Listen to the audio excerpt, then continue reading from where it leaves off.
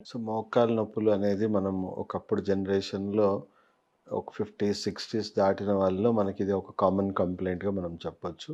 కానీ ఇప్పుడు చాలామందికి ఏజ్‌తో రిలేషన్ లేకుండా గూడా చాలా చిన్న వయసులో గూడా మోకాలు నొప్పులనేవి మనం చూస్తా ఉన్నాం. యూజువల్‌గా మోకాళ్ళు అనేవి ఏవైతే ఉన్నాయో, మోకాలు నొప్పులు రావడానికి అంటే ఏజింగ్ ప్రాసెస్‌లో మోకాలు నొప్పులు రావడానికి అంటే మనం చూసుకుంటే చాలా తక్కువ మంది ఆహ్, ఏజ్ చాలా మీద పడ్డ వాళ్ళకి మోకాలు నొప్పులుండవు. మనం మనకంటే వరస్ట్ వాళ్ళతోనే మనం కంపేర్ చేసుకుంటున్నాం. సో, మనకంటే బెస్ట్ ఉన్న వాళ్ళు గూడా ఉన్నారు. మోకాలు నొప్పులు లేని వాళ్ళు గూడా ఉన్నారు.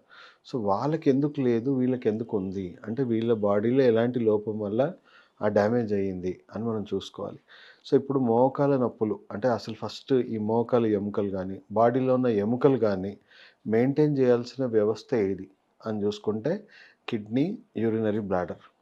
సో, కిడ్నీ ఆరోగ్యంగా ఉందనుకోండి, బ్లాడర్ ఆరోగ్యంగా ఉందనుకోండి, దాని పని ఏంటి? ఓన్లీ ఫిల్టర్ చేయడమే గాదు. మన బాడీలో ఉన్న వాటర్ ఎలిమెంట్‌ని ఫిల్టర్ చేయడమే గాదు, బోన్ మ్యారోని డెవలప్ చేయడం. బోన్ మ్యారో అంటే మన ఎముకల్లో ములుగు అంటాం గదా!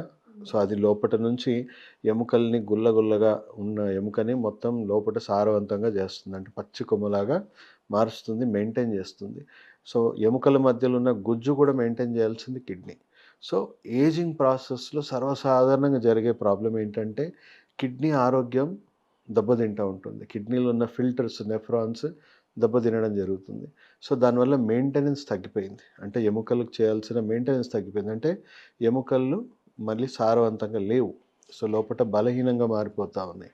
దానికి తోడు ఈ ఫిల్టర్స్ డ్యామేజ్ అయిపోవడం వల్ల మన బాడీలో ఉన్న వాటర్ ఎలిమెంట్ అనేది మనకు ప్యూరిఫికేషన్ తగ్గిపోతుంది. అంటే ఎస్పెషల్లీ యూరిక్ యాసిడ్ ఏదైతే ఉందో మూత్రం ద్వారా వెళ్ళిపోవాల్సిన యాసిడ్స్ మన ఎముకలు మన కాళ్ళలో చేరుకొని మనం చూసుకోవచ్చు. కిడ్నీ సమస్య ఉన్నవాళ్ళు కాళ్ళు కొంచెం లైట్‌గా వాపులొస్తా ఉంటాయి. కొంచెం ట్రావెల్ చేసిన వాపులు కనబడతా ఉంటాయి.